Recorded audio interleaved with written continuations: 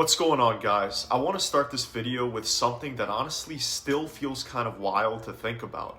GTA 6 is the first Rockstar game ever that wasn't written by Dan Houser. That alone should make everyone stop and think for a second. Dan wasn't just the writer, he was the voice behind GTA. He shaped how these worlds talked, how they joked, how dark they got, and how uncomfortable they were willing to be. So when he stepped away before GTA 6 really locked in its story, Rockstar had a massive hole to fill. This isn't me saying that the writing will be worse. Instead, it's about understanding that the old GTA formula is gone, and Rockstar has to figure out a new way forward. And once you look at what they've done since, it becomes pretty clear where they turned for inspiration. If you go back to the early leaks and rumors from years ago, back when Dan was still around, GTA 6 sounded like it was supposed to be way darker. The word grim kept coming up and the story sounded more serious and unsettling than GTA 5. And honestly, that sounded great to me. Dan always pushed GTA towards satire that still made people think and question American society. But somewhere along the line, he changed his mind. Either it wasn't landing internally or it didn't fit where Rockstar was heading anymore. And once Dan left, that early vision pretty much died with him. The new writers were left with half a formed idea and the pressure of making the most anticipated game of all time. At that point, they didn't need a new direction, they needed a proven one. I mean, put yourself in that room for a second. You're taking over GTA without Dan, and you're obviously not gonna reinvent GTA from scratch. You're gonna look at Rockstar's past and ask one simple question: what actually worked?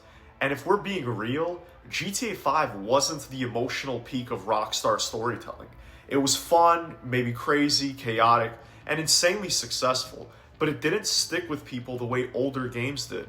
People didn't walk away from GTA 5 feeling changed or moved.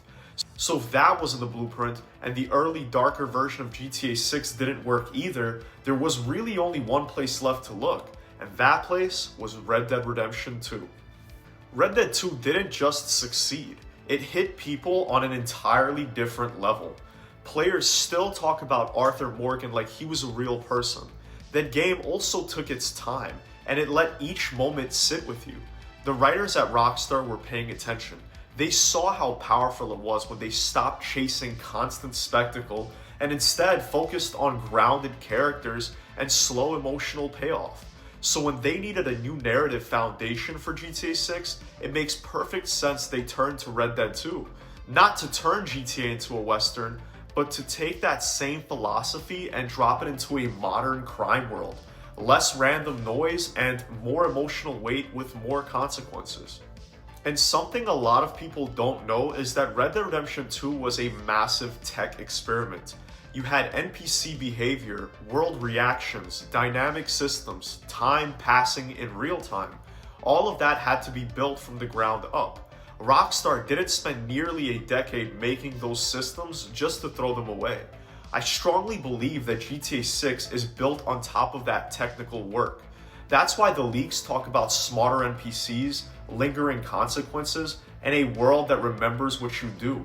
When your engine supports realism and reactability, the story naturally slows down as well. All of the missions start to feel like they actually matter, and that's when we start to see actual depth with the characters and the world unfold. One of the smartest things Red Dead 2 did was having time actually matter. Chapters felt like different seasons of life as you watched people change and felt things slipping away. GTA has never really done that before, but based on the leaks and how Rockstar has talked about GTA 6, it really feels like they want the same sense of progression, a story that unfolds over time instead of exploding all at once. That gives each moment its own vibe and memorability. It also lets relationships grow or fall apart naturally. That's how you make a story feel human and raw instead of just entertaining.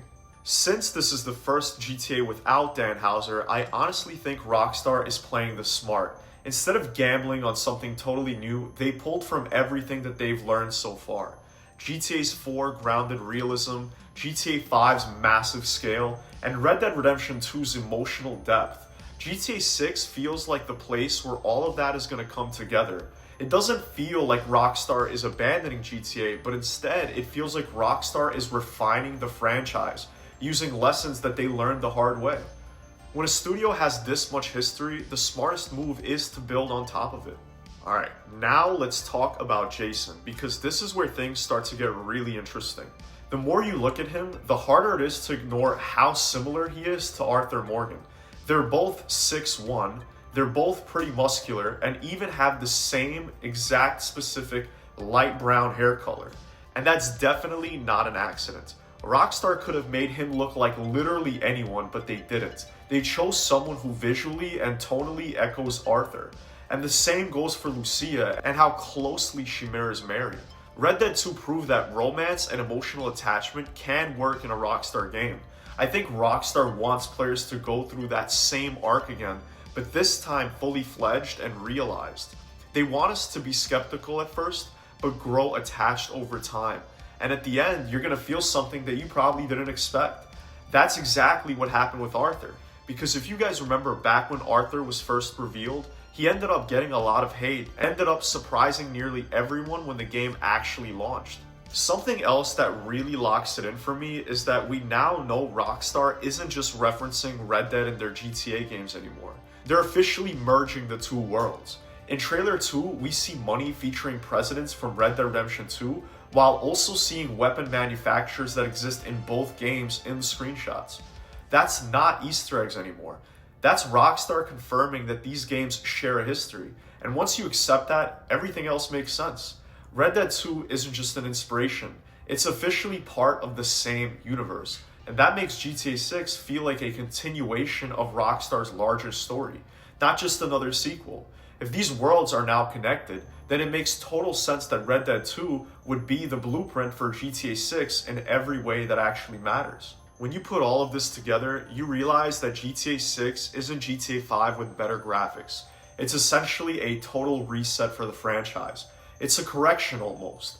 It's a game built to carry the weight again with depth and smarter systems, with characters that will actually grow again, and a world that will remember you. If they actually pull this off, GTA 6 won't just dominate. It'll remind people why Rockstar storytelling used to feel untouchable. But now I want to hear from you guys. Do you agree that Red Dead 2 is the blueprint for GTA 6? Or do you think Rockstar will still keep it strictly GTA? Let me know in the comments. If you guys enjoyed the video, drop a like, subscribe, and I will see you guys in the next one.